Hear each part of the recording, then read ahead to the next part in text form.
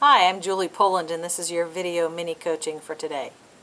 What I'd like to talk about is the chicken or the egg kind of discussion related to personal development. Do you behave your way into a new way of thinking, or is it better to think your way into a new way of behaving? You know, how you behave and how you think are both habits.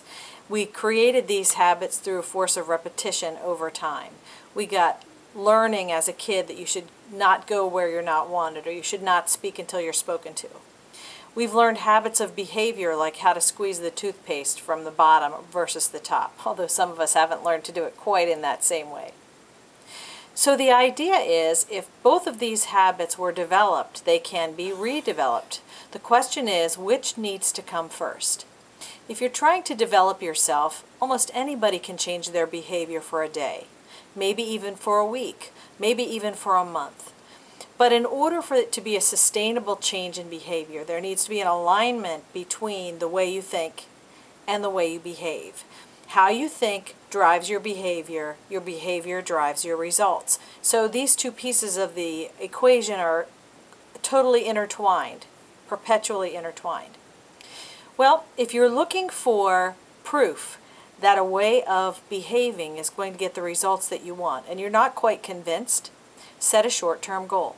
Set a behavior-related goal and then do it to prove to yourself whether it works or whether it doesn't work. If you engage in that behavior through the short-term goal, you get the results that you want, you've now started to get information that helps you to mold your attitude. In other words, the proof that comes from your behavior helps to bring your attitude along in alignment with all of that. Now, on the flip side of it, it's really hard to sustain behavior that's inconsistent with your self-image. It's hard to sustain activity when it doesn't really jive with who you think you are. So there is a case to be made for changing the way you think in order to have a sustainable change in behavior. An example that I run into all the time is people that are trying to change the way their body looks or the way they feel. They're trying to eat less, they're trying to exercise more.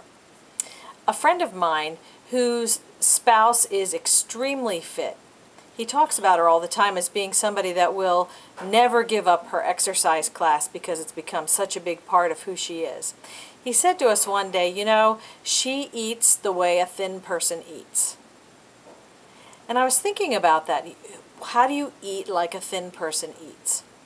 Well, when that started to get ingrained in my brain, I'd walk around at a restaurant or a buffet and I would look around, and there you had it, proof in behavior. If you look around, the thin people were eating different things than the not so thin people were eating. That's a different way of thinking. So if I'm trying to change my body, just as an example, because it's one of the most common ones I run into in my practice, if I'm trying to change my body, then I need to try and change the way I see myself so that I can then bring my behavior more in alignment with my view of myself. We keep that goal image, that manifestation that we want to see in the foreground of our mind and use that as extra fuel to help us manage our behavior. Now, maybe you're saying, I'm not sure if I'm buying this, think your way into a new way of behaving, or I'm not quite so sure that this can all be done by setting short-term behavioral goals. Well, okay, so let's double team these two things. Let's create a behavioral goal that's short-term oriented to create a habit that is contributing to the kind of outcome that you want. And at the same time, start an intentional process of self-talk which supports the outcome that you want as well. So on this example that we've been talking about, if someone wants to change the way they look, they want to change their body size, they're going to set behavioral goals around exercise, around their dietary plan, and they're also going to create affirmations, if you will, or self-talk about I am fit, I am strong, I weigh X number of pounds, whatever their goal is that they're trying to accomplish.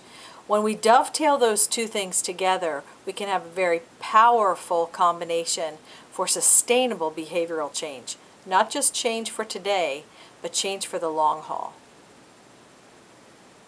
I'm Julie Poland. This has been your video mini coaching for today. As always, it's my goal to help you unleash your capacity to create peace and prosperity. Have a great day.